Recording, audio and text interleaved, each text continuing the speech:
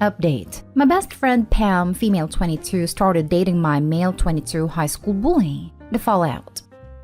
Original post. Just as the title said, I, male 21, have a girl, let's call her Pam, female 22, I considered to be my best friend for the last 3 years. Pam has seen me go through a lot, especially after my family disowned me for not forgiving my cousin for hooking up with my then girlfriend 4 years ago. Pam was the one to help me through all that, and I genuinely thought she was someone who would never hurt me. But here I am. Last night she was hanging around my apartment and we were drinking. She's not good with it, so she got loose and admitted to being in a relationship with my high school bully. All of us were in the same class, so she knows the kind of things he, male 22, has done to me. Especially after my family disowned me. He got even meaner as my cousin was a part of his group. He and his gang of lackeys always physically and mentally mistreated me. I filed a complaint with the school, but we all know how helpful they are in these cases. Moreover, since I did not have my parents by my side, nothing was done to them and my life was made even hellish. Pam was the only one who kept me together, so I started living with her parents after I was disowned. So she knows firsthand what kind of torment that person put me through. Back to the topic. I don't think she immediately realized what she had admitted to and went to sleep in my spare bedroom. I was too shocked to sleep, so I went to stay with a college friend. Pam must have realized what she confessed to last night and have since bombarding my phone with calls and texts. My friend took my phone away and I'm using his phone to type this post. Apologies for any mistakes.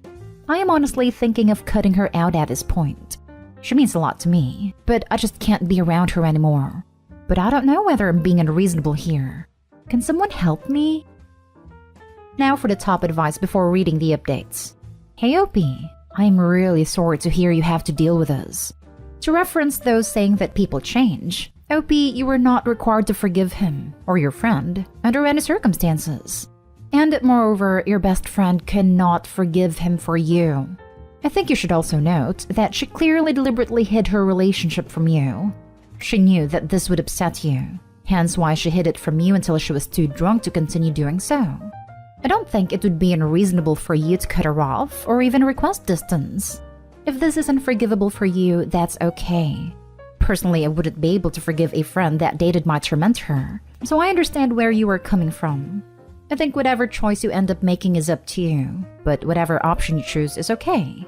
I wish you luck in continuing to heal moving forward. This is the one. Do not rush to forgive just to please your friend. Also, she hid this for a reason.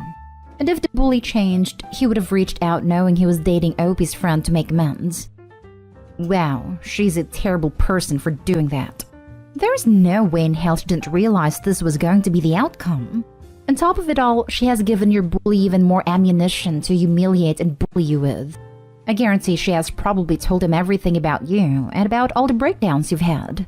This person is not your friend. This is most likely exactly right. Pillow talk is powerful stuff. It usually has a lot of "this can't leave this room" type of information being exchanged. So long as she's with him, Opie's literally unsafe. Edit. Well, I don't know how to update posts in the sub, so I'll just tell you some information here. I haven't decided to meet her tomorrow to hear her side of the story. I need to do at least that much. Also, I'll answer your questions tomorrow as well. Thank you for everything. I never knew there would be so many people out there who will help me so much. And now for the update. Let me start with apologies and thank you to everyone who helped me with my last post. Either way, I want to talk with her the next day to get to know her side, as most of you wonderful people suggested me to. But on someone's advice, I did not go alone. I had a couple of my college friends with me. I didn't know what I was thinking or feeling back when I entered the cafe we were supposed to meet in. But when I saw her, it felt as if she had been crying for the entire night.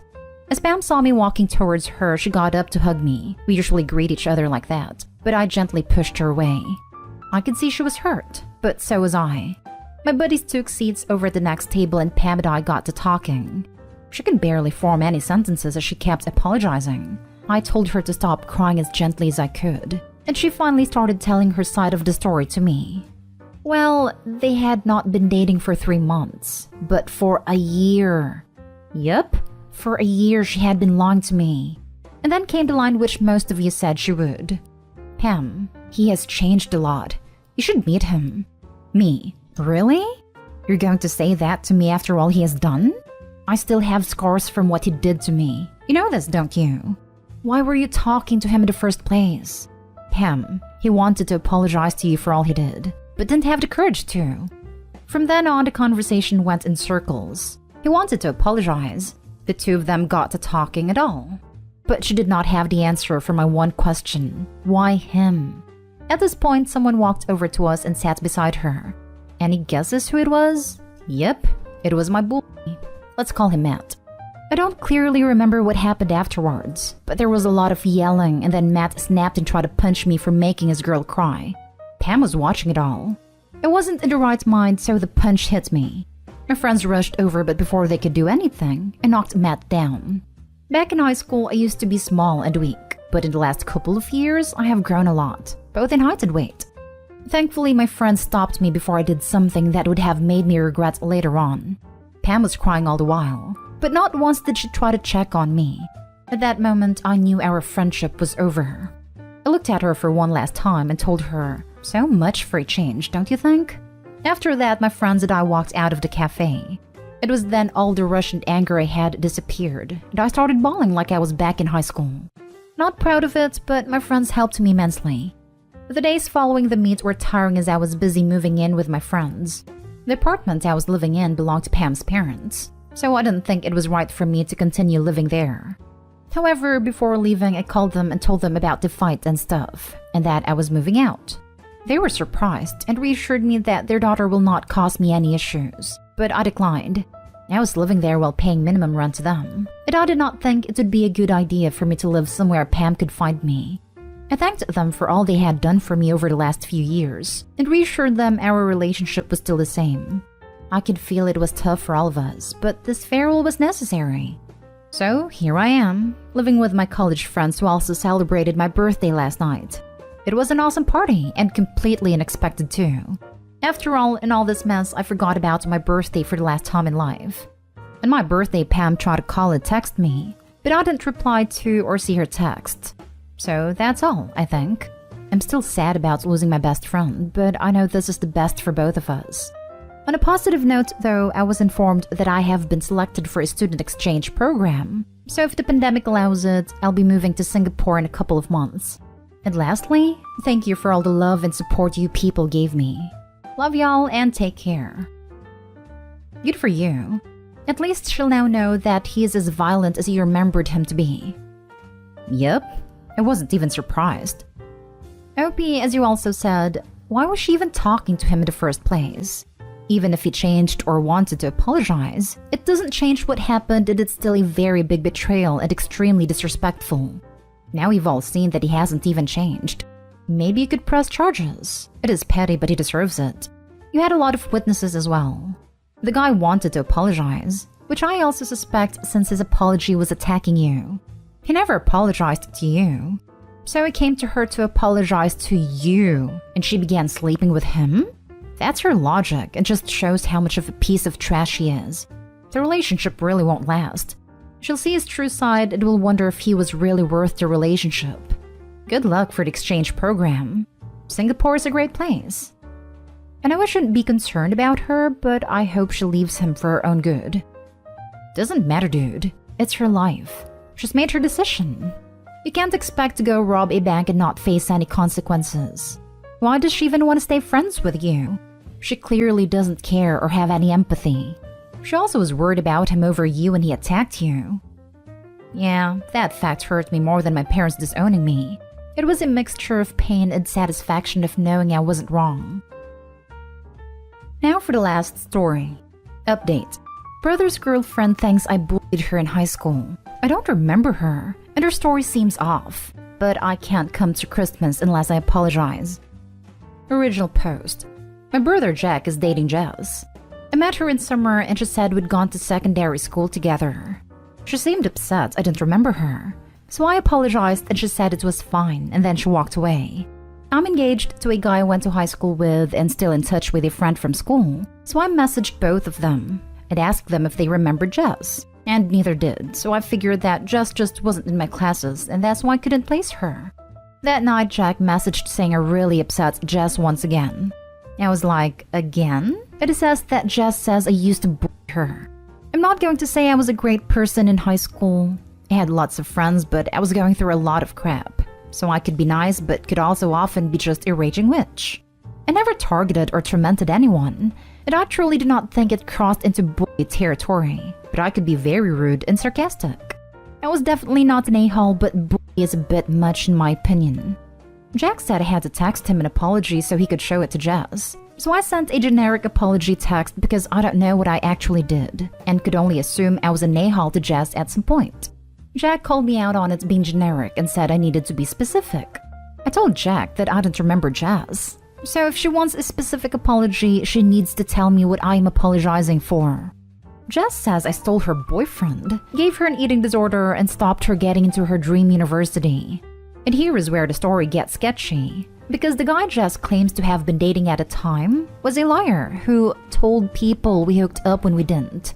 As for the eating disorder, I was a witch, but I would never encourage someone to develop an ED, as I had an eating disorder myself and BDD, so I was not about to make someone else feel bad about their body when I felt like crap about mine. As for the university, Jess says I made her fail an exam, and failing it kept her out of uni. I have literally no idea what she means. I'm also pretty sure that Jess and I went to different sixth forms, and sixth forms are where you do A-levels, which are the ones that get you into uni. So I have no idea how it's possible for me to have messed up her A-levels when we weren't at the same school. But bottom line is that she believes that I am personally responsible for all of this. Jack says that Jess said that where she's at in life now is all down to me bullying her. I still don't remember any of it. And I actually feel like I remember less with every new piece of info she gives me because it just seems off. Maybe I'm in denial and I need to take a hard look in the mirror. But until then, I'm having an issue giving a sincere apology. And without a sincere apology, I am not allowed to attend Christmas. I haven't seen my relatives in ages, and I'm already in isolation in preparation. And my kids are really excited, so it would suck not to be able to go after all of this. But my dad is siding with Jack and Jess and has said that he wants a calm Christmas. So if I don't deal with the high school drama, I'm not invited. How do I apologize for something I don't remember and resolve this with the least possible drama? Now for the top advice before reading the update. Got some friends in common with her from high school? Maybe they can help with the situation, aka clear up her BS. The fact your dad wants to deny seeing his grandchildren is pure BS. I'm not in contact with many people from high school. Most of my friends were like me, meaning they were really witchy. So I'm only in touch with one of them who grew up and mellowed out, and she doesn't remember Jess either. I married my high school boyfriend and then divorced him, and now I'm engaged to the self-described awkward nerd who also went to my high school, who is not popular or cool, but he says my friends and I weren't that bad. And interestingly, he also does not remember Jess. I'm sure that if I can't do Christmas, Dad will work something out with me so he can see the kids, because he does love my kids. But it sounds like he wants to make sure Jack is happy, and Jack will only be happy if Jess is happy. So Dad is prioritizing Jess this year. I think you have already done enough, and humoring her is just going to worsen her fixation and scapegoating of you. I tell him, I'm done catering to demands for another apology of events I don't even remember from a decade ago, when I wasn't even a legal adult. If your girlfriend can't move on with her life, I suggest therapy. I'll make my own holiday plans with the rest of the family on a different day. Then drop the rope. Tell your extended family the same thing. No, you will not be showing up in a sackcloth and ashes flailing yourself for her crappy teenage experience. No, you will not be sending your children over without you to appease Jack. When and if they want to see the kids, they can make plans with you, the mother. You don't owe Jack or Jess squat. It's not your fault he previously dated a psycho either. In fact, it kind of sounds like he may be dating another one. And now for the update. So I've figured out why I didn't remember Jess. It wasn't Jess. Fiancé and I went through some old boxes. We're in the UK, so we don't have yearbooks. But we had Leavers shirts and this little book, and both had names of our fellow Leavers on them. We found his shirt, and we went through it. Jess was on there, so she did go to our school. But we saw another named Kate, and it bugged me, but I don't know why. I then went back to the year photo, and almost instantly, my brain matched the name Kate to a blonde girl in the photo. My fiancé and I realized that Kate dated Jimmy, and Jimmy is the guy that Jess said I stole from her. I then messaged Jack and explained all of my issues again. Jess going to another school, the notion I gave her an eating disorder, and now the realization that Kate was Jimmy's girlfriend, not Jess. Then said that if Jess can explain this, I'll apologize, and if she can't, then I expect an apology from her instead. A few hours later, we were all in a Zoom call. It's here where Jess admitted that she and I didn't interact in school. She was friends with Kate. I was dating my ex-husband at the same time Kate was dating Jimmy. My ex and I were very on-again/off again, and after one of our breakups, Jimmy dumped Kate so he could ask me out. The date went terribly, so Jimmy went crawling back to Kate after her. I remembered Kate and Jimmy as being very on and off, like my ex and I were. But turns out that this was the only time they broke up before the final breakup a few years later. Kate started comparing herself to me, and developed an eating disorder to match mine, so she blames me for that too. As for the exam, I am still not entirely sure how I screwed that up for her, but Kate and I did go to the same sixth form, and shared a class. So we took at least one exam in the same place and at the same time. Just referenced the eating disorder. And when I took my exams, I was pregnant with my oldest and had severe morning sickness. So my best guess is that my throwing up set off Kate's ED before an exam. And as for why Jess went along with it, other than still being friends with Kate, is that I had a large group of friends in high school who I have since stopped speaking to, and a couple of them picked on Jess a lot. But Jess confirmed that I did not personally do anything to her at any point. Jess met my brother in a support group last year. She told Kate, and it looks like they cooked up this little scheme together. Though it's unclear if she started dating Jack to get me, or if it was just coincidence. I asked if we could get Kate into Zoom so I could talk to her directly, and she joined. I did try and get details on how exactly it caused her read and made her fail her exam. And she got very angry with me, saying that she wasn't going to explain because if she gave details, I would use them to talk my way out of it. I asked why Jess said that I bullied her and not her friend Kate, and Kate said I would have denied it either way. It referenced me mentally torturing her, saying that now we were even because I had admitted to spending hours racking my brain trying to figure out what I did, just like Kate had back then. I snapped at her when she said that, saying she needed to grow up and stop blaming others for her problems. And Kate, Jess, and Jack all left the Zoom. I told Dad everything, but he hasn't replied yet. I've not heard from Jack, Jess, and Kate since then, but honestly, Kate and Jess sound equally bat crap crazy. So I'm guessing they're feeding into each other's psycho logic right now. No clue what Jack is doing either, but he was angry with Jess on a call, and he was repeatedly pushing her to tell me everything, so I hope he's on my side here at least.